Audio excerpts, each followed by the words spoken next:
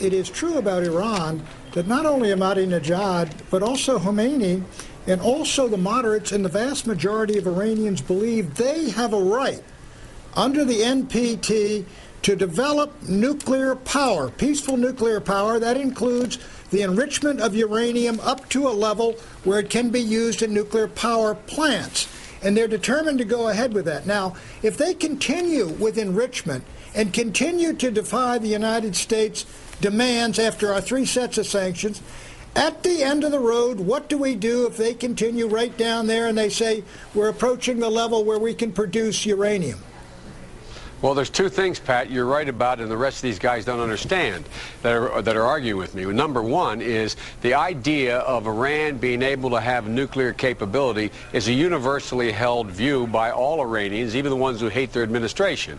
So you got to deal with that. And the way you deal with that is you provide them the ability to do that. You allow that to happen without them having the residual material you and I know that they can make, from which they can make bombs. And so the reprocessing process is taken out of the out of the cycle. That's why the Russian offer that they would provide for the fuel as long as the spent fuel was sent back was a good idea, which leads me to another point. And that is, Pat, you know as well as I do that our options relative to Iran now are relatively limited in terms of the military, and our options in terms of sanctions are limited without getting both Russia, the European Union, and China in the deal.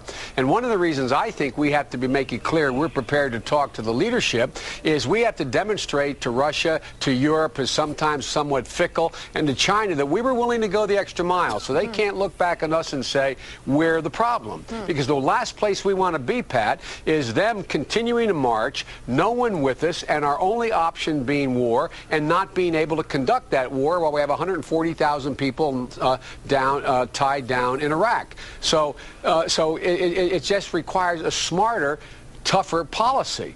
And it may be, Pat, it may be that 2, 3, 4 years down the road, we're left with a much more dire options. But the options we're not preparing the public for. One of those options would be, and I know you'd think about it if you were advising, and that is we may have to close the Straits of Hormuz.